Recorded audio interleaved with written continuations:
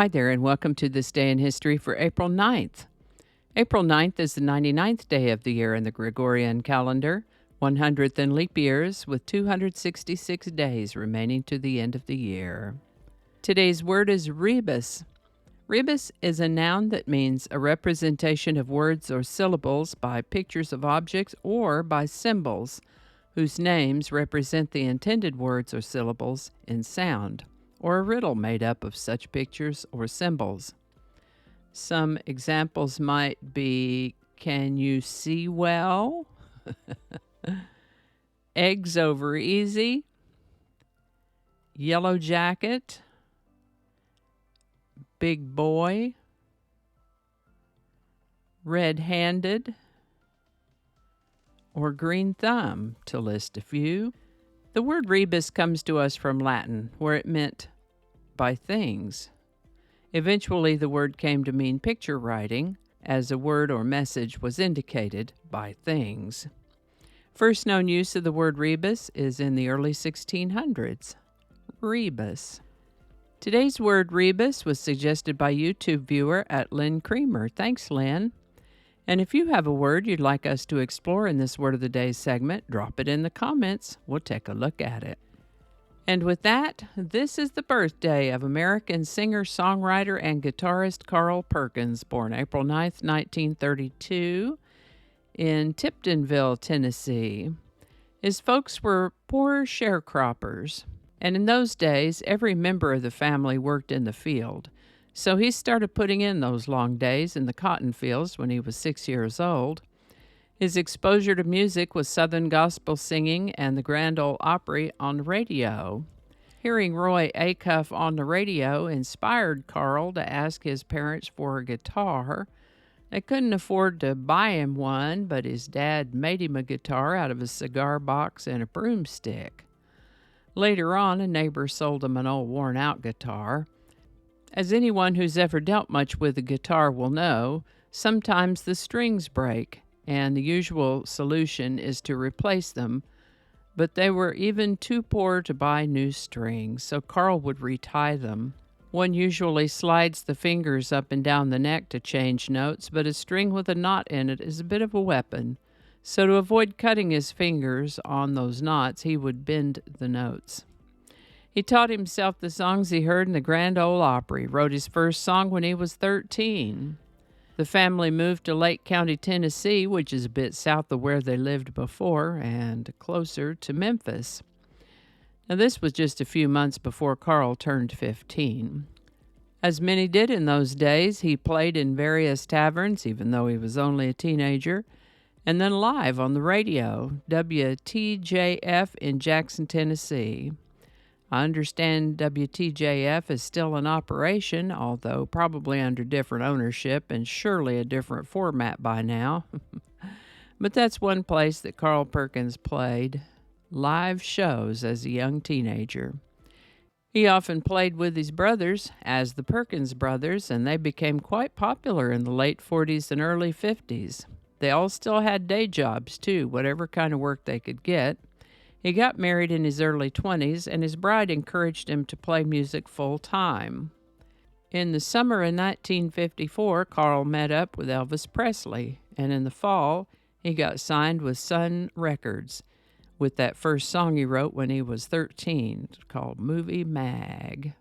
Best known for that rockabilly sound, Carl Perkins' songs have been sung or covered by Elvis Presley, the Beatles, Jimi Hendrix, Johnny Cash, and Eric Clapton, and was a big inspiration to the Beatles.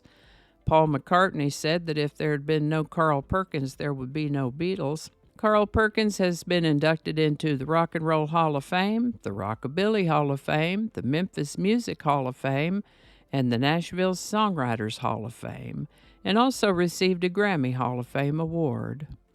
Carl Perkins passed in 1998 at the age of 65 and was honored by a standing room only funeral with George Harrison, Johnny Cash, June Carter Cash, Jerry Lee Lewis, Sam Phillips, Ricky Skaggs, Brian Setzer, Garth Brooks, and Billy Ray Cyrus in attendance, to name a few. George Harrison played Carl's song, Your True Love, as a tribute to Carl Perkins at his funeral. Carl Perkins. In an effort to foster and control the peacetime development of atomic science and technology, the U.S. Congress established the United States Atomic Energy Commission on April 9, 1945. The Astrodome was the world's first multi-purpose domed sports stadium. Completed in 1965, it was a phenomenon in its time, and the stadium's opening day took place on April 9, 1965, with an exhibition game between the Houston Astros and the New York Yankees, playing to a sold-out crowd of 47,879 fans, the very first indoor baseball game. Many events followed, with the record attendance being 68,266 people in attendance at a George Strait concert. The building still stands, but has fallen into disuse and hasn't been open to the public since about 2006. Proposals have been offered to either renovate or tear down and rebuild the Astrodome, but none of those plans have ever been approved for various reasons. The Astrodome has been named to the National Trust for Historic Preservation's annual list of America's 11 most endangered historic places and added to the National Register of Historic Places in January of 2014, and the Dome celebrated its 50th anniversary in 2015. A time capsule had been buried under the site at the time of the construction, but they decided not to try to extricate it due to concerns about the cost and potential to compromise the structure of a retaining wall. In 2017, the Texas Historical Commission designated the Dome as a state antiquities landmark and issued a state historical marker in 2019. Back to that first ball game, though. The first ball for that first indoor ball game was tossed out by Governor Connolly.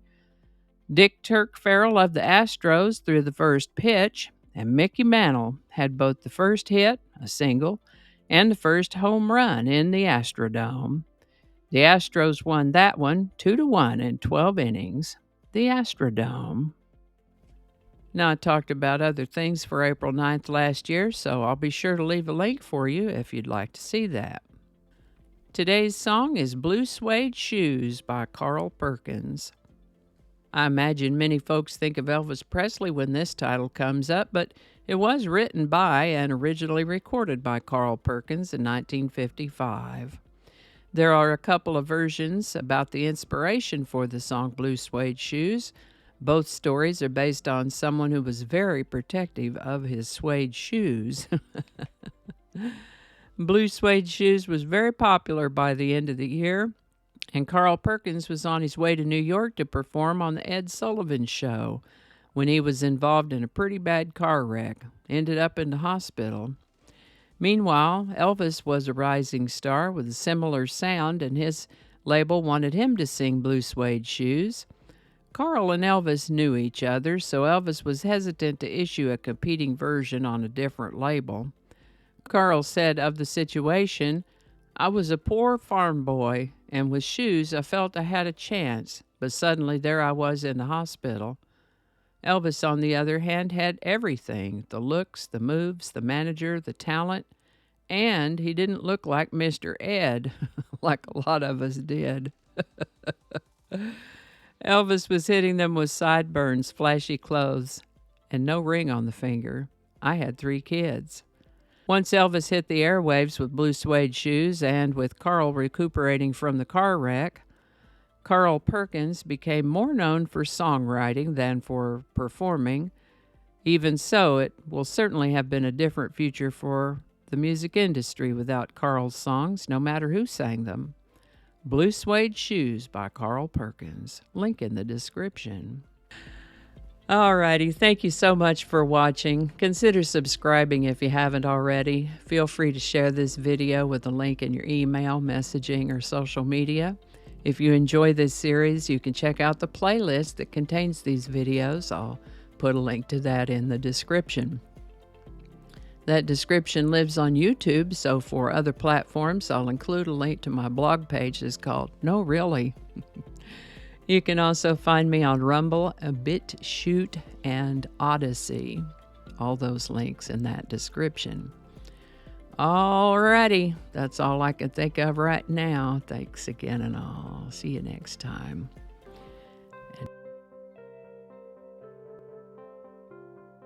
This is the birthday. I didn't get that.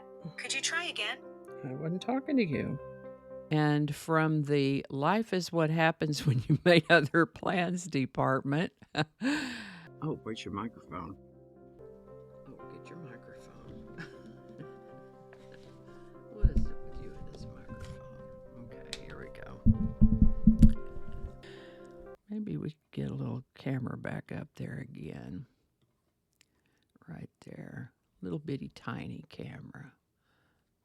Make it small right there. You're here with me live this morning as I stumble through. Oh, I'm so sorry. My apologies here.